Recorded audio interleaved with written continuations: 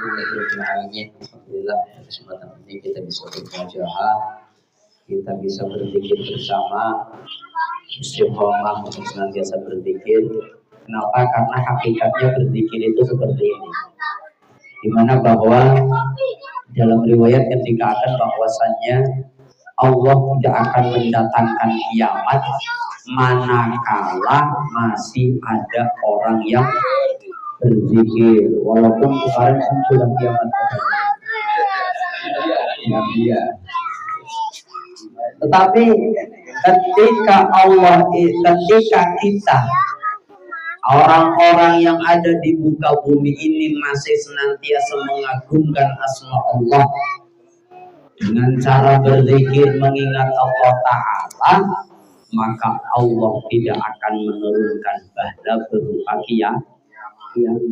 Kiamat itu akan datang, walaupun benar di dalam riwayat bahwasanya kiamat itu akan datang pada hari Jumat. Kemarin kiamat dari apa?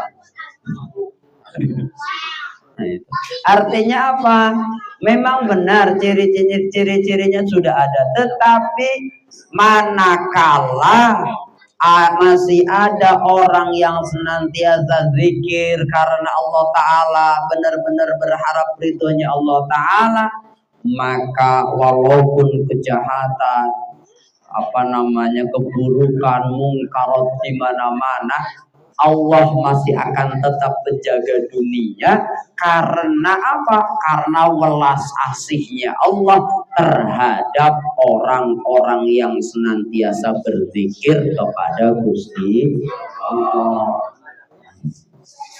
Manakala orang ini sudah mungkarat semua, sudah banyak yang mungkar, lalu tidak ada yang menyembah Allah, tidak ada yang berzikir mengagungkan asma Allah, barulah di situ maka akan terjadi kiamat kubro, kiamat yang sesungguhnya, kiamat besar, atau yang disebut dengan hari akhir. Itu tatkala orang-orang ini sudah tidak menyembah Allah, tidak berzikir, tidak mengagungkan Allah dengan berzikir dan sebagainya. Bismillahirrahmanirrahim. Wa qala al-musannif rahimahullahu ta'ala wa nafa'ana bi ulumi fid dharain amin. Wa qala ya abadarin. Wa qala masih menjelaskan kemarin di mana bahwasanya ketika kita melaksanakan sholat setiap hari, halaman 82 Ustaz. Baris ke berapa sih?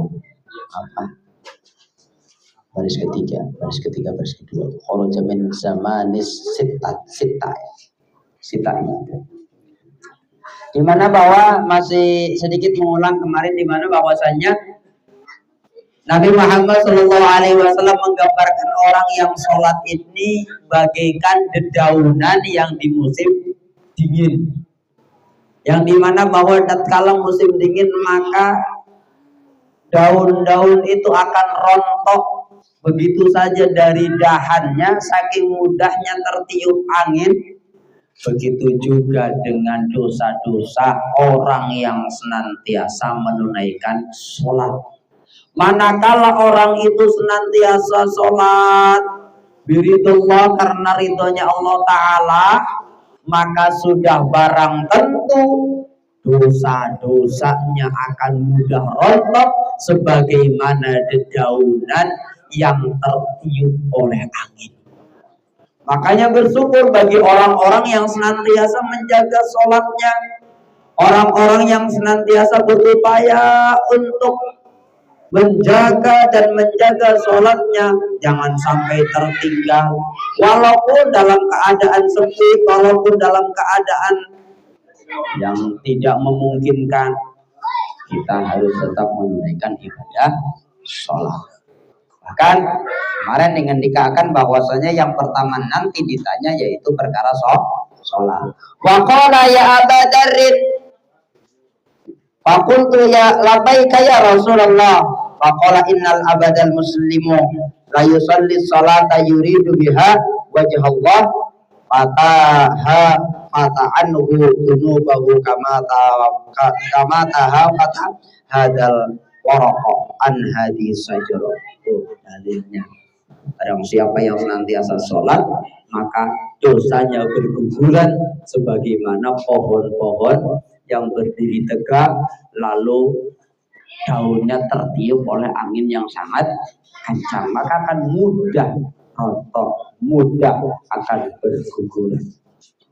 Wa Tabrani wal Baihaqi wa Tabrani lan Imam Tabrani wal Baihaqi lan Imam Baihaqi an Abi Umar saking Abi Umar annal abada something annal abda setuhune kawula idza qoma tatkalane jumeneng akan sapa abad yusolli hale ngelakoni salat sapa abad kuliya mangka ditekaake bidunubihi kelawan piro-piro dosane abad kuliha sekabehane fawadi as'ala roksihi wa atiqoihi mangka den deleaken apa dunub atawa dosa ala roksihi ing atase sirae si abad wa atiqoihi lan pundake si abad pakulluma mangka tatkalane wuruku, dimana bahwasanya gambarannya begini. Jadi tatkala kita sholat, ketika kita dalam keadaan sholat, dosa-dosanya itu ditumpuk di atas kepala kita dan di atas pundak kita. Dosa-dosa kita itu ditumpukan di kepala kita, di pundak kita. Pakulluma mangka semongsone ruku. Pakulluma roka mangka tatkala ruku wasajada lan sujud au sajada atawa sujud asaqatat anhu dunubahu maka dosa-dosa yang tadi di atas kepala, di atas pundak itu akan mudah terjatuh, akan mudah gugur. Kalau nggak percaya panjenengan ya mohon maaf ibaratnya tatkala jenengan mungkin bahasanya sampean bawa nampan atau apa tuh namanya yang tadi dikeluarin namanya apa itu? Nah itu ditaruh di atas kepala. Itu tatkala sampean berdiri lalu jenengan ruku atau sujud, maka nampan itu akan terjatuh. Sama seperti dosa. Walaupun kita mempunyai dosa yang luar biasa, manakala kita menunaikan ibadah sholat, maka dosanya akan berguguran. Ini menurut siapa? Diriwayatkan dari Imam Tabrani dan Imam Baihaqi. Wa Muslimun lan ngriwayataken sapa Imam Muslim an Utsmana saking sahabat Utsman radhiyallahu an ma min imri'in muslimin yahduru salatun maktubatun fayusinu wudu'aha wa khusyu'aha wa ruku'aha illa kanat lahu kafaratan lima qablaha minadz dzunub. Kalau ngaji seperti ini insya Allah semangat. Kenapa? Karena memang yang dibahas hanya dosa. Oh ternyata hanya melaksanakan sholat dosanya hilang. Di sini dikatakan bahwasanya Imam Muslim an Utsman saking sahabat Utsman radhiyallahu anhu ma min imri'in man utawi sapane wong ana ta utawi wong suwiji muslimun kang muslim atau muslimin kang muslim yahduru kang teka salatun ing imri'in apa salat melakoni salat kanas lahu kafaratan kanat maka ono lahu maring man kafaratan menjadi kafaroh menjadi penebus lima qablaha maring barang-barang kang tetep ing dalem sadurunge salat minaz dzunubi saking beberapa dosa. Tatkala kita dosanya banyak lalu kita sholat, di sini dingendikaken benar-benar lillah karena Allah Taala wa khusyu'aha lan khusyuk ing dalam ngelakonine sholat Wa ruku'u halan rukune salat ila kanat angin hale ono to salat lahu emon tadi malam ya'ti kabiratun wa dzalika zahru kullu. Artinya apa? Dosa-dosa ini akan rontok selain dosa besar. Selain dosa besar itu berarti ya di dalam syariat dosa besar itu kan ada 3. Satu contohnya, salah satunya adalah maaf minum minuman keras, zina, membunuh. Ini adalah dosa secara syariat atau dosa pekerjaan, dosa af'al. Dosa besar, termasuknya dosa besar. Itu dosa besar itu ya itu tadi. Dosa-dosa yang sifatnya pekerjaan. Tetapi ada dosa yang lebih besar dari dosa itu. Apa? Dosa yang lebih besar dari dosa itu adalah menuhankan selain Allah. Ini lebih besar. Syirik ini lebih besar.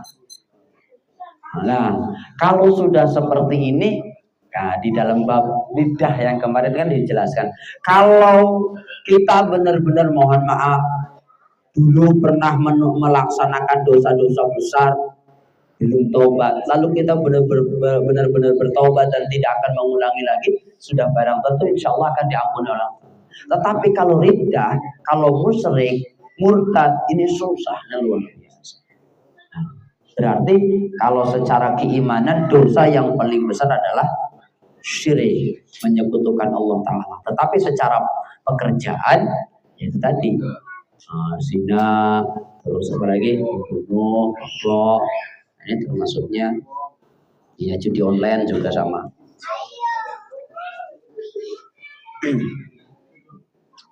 Ini salah satunya. Maka dosa-dosa itu akan berguguran manakala kita menunaikan ibadah sholat. Tetapi sholatnya benar-benar sholat lillah karena Gusti Allah Ta'ala. Wal Baihaqi dan Imam Baihaqi an Anasin saking Anas ma min hafidaini.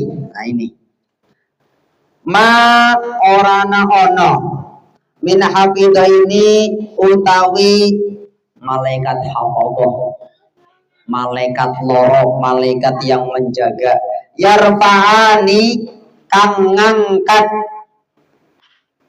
ing hafidhain. Hafidhain itu maksudnya malaikat hafadhah ilallahi maring Gusti Allah Ta'ala bi sholatin kelawan sholat rojulin wong lanang siji. Rojulin sering dikatakan bahwa di sini menggunakan kata rojul bukan berarti perempuan tidak dianggap, tetapi rojul di sini secara gramatikal namanya adalah seseorang. Tapi secara leksikal namanya diartikannya laki-laki. Tapi kalau di sini diartikannya secara gramatikal. Jadi tidak bisa diartikan wong lanang, ya benar wong lanang tetapi laki-laki, tetapi nanti timbul sebuah pertanyaan, oh berarti perempuan tidak. Nah, khawatirnya begitu. Tetapi di sini bisolati rojulin kelawan sholatnya seseorang, maksudnya seperti itu. Ma'a sholati illa qala Allah Ta'ala asyhidu kuma anni qad ghafartu li 'abdi ma bainahuma wa fi kitabiz zawajir, di mana bahwasanya tatkala malaikat ini menyetorkan sholat kepada Allah Ta'ala, mengangkat sholat kita, mengangkat sholatnya orang, mengangkat sholatnya seseorang kepada Allah Ta'ala, maka Allah Ta'ala ini langsung ngendika kepada malaikat, asyhidu kuma anni qad ghafartu li 'abdi, saksikanlah wahai malaikat bahwasannya aku, maksudnya Allah Ta'ala, telah mengampuni dosa-dosanya hambaku yang tadi sholat ma bainahuma wa fi kitabiz zawajiri. Artinya apa? Di sela-sela sholat tadi kita sudah menunaikan ibadah sholat isya. Nah, nanti tatkala disetorkan terus kita sholat subuh, Allah ngendikaaken kepada malaikat bahwasannya di sela-sela sholat itu dosanya diampuni oleh Allah. Karena apa?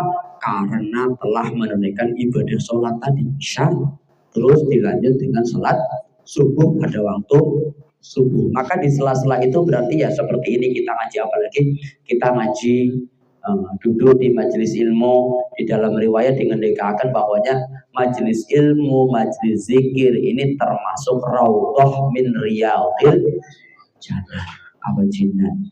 Artinya apa? Taman-taman surga.